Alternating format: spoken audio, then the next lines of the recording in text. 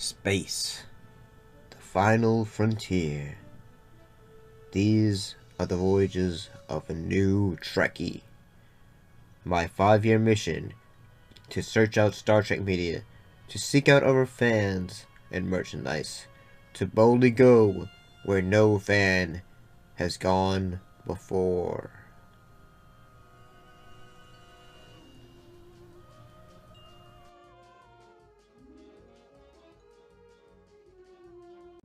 Greetings and salutations. I'm back talking about episodes of DS9.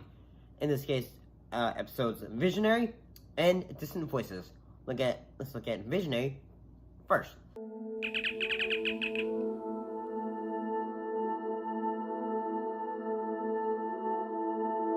In this episode, Miles O'Brien begins having visions of the future after an accident while a delegation from the Romulan Empire visits the station. And I gotta say, this episode was pretty good. I kind of like it when we have episodes that focus on Miles O'Brien, in that, because, I don't know, I always find it cool, the fact that he's a family man, he's a father, he's married. There's always fun that you can do when it comes to this kind of character, in that, say, although you could do a story like this for Cisco, since, he is a single father and all that, but I kind of liked it in the fact, he, basically the whole point perspective of it is that he is constantly, zipping into the future, and in a way, he's suddenly having to tell his past self, or the people that he's interacting with, say, hey, I was just here, I know what you're about to say, and all that, when it comes to, Hang on, I'm going to full impulse.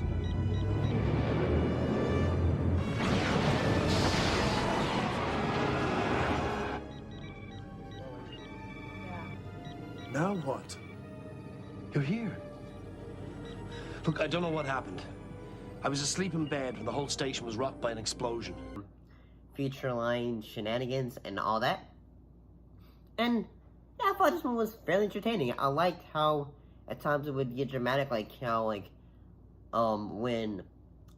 it said, say, hey, Quark's bar is gonna explode, or hey, the station's gonna explode and we need to stop it, and all that stuff. And I also kind of like it, this side story is in that the Romulans are basically trying to figure, say, well, Odo seems to be the bad guy, because he's a foundling, so he's a changeling, so he should know everything about the so he should know everything about the Dominion. Yes. Basically, and the Romulans' perspective is they think that Odo should know every move, everything that the Dominion is going to do. And I'm feeling, say, that sounds ridiculous. It's kind of silly. I feel like that perspective. But I don't know. I thought this episode was pretty good. I like how dramatic it good. I did think at times, yes, when it was time to say, why couldn't they just do this? They couldn't do that. When they were talking about the science, how this all worked, I thought, okay, calm down. This is Star Trek. This is not, say, intellectual, babbles and all that stuff. But I thought this episode was not bad. Let's look at the next episode called, Distant Voices.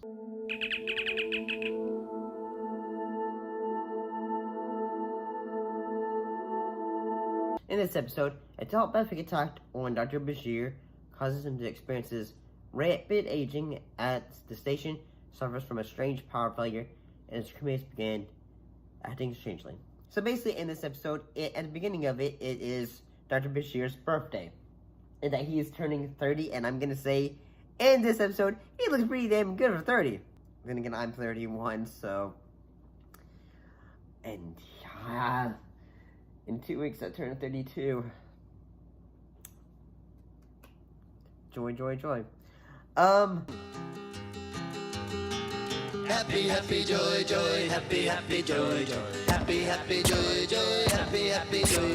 Happy, joy, happy, joy. I don't think you're happy enough. yeah, I kind of, at first, like, I thought, like, when I was watching this episode, I thought, oh my god, this one got to me in such a, like, wow. Like, I think everyone in life, as one gets older, they've had, like, existential dread at some point in their life. Because, like, as we get older, we just, like, say, well, it's 1 month was already in there, or something like that. And I kind of liked it. I thought, like, whenever they had moments and when Dr. Bashir is slowly aging, like, whether he's got silver hair or slowly makeup is added to his face and he's looking like he's in his 50s, things look like he's in his 70s or 80s or 90s. It was all relatively good. The makeup for this was darn good. It even got an Emmy Award for Outstanding Individual Achievement in Makeup. So it was really good. And I gotta say, the antagonist of this episode, the Avatar, who basically is almost like, say, trying to slowly break Dr. Bashir down, so that basically he can just like say, haha, now that you have been broken down, you shall all go down, your spirits shall be taken into me. Or something like that.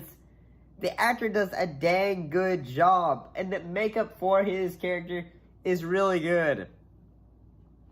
And I do like it how, like, at the end of the episode, he ends up, capturing the bad guy in a, like, a part of the station, and then basically he basically just like say, computer activate Phase 7 or something like that, and then because he basically Dr. Bashir is stuck in his mind and all that, and all the other members of the crew are basically different perspectives of Dr. Bashir's thoughts, his feelings, and all that. But I thought this episode was really good. I thought it was darn good. But that's just how I thought about it. I thought this one was really good.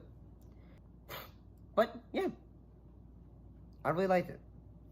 See you next time.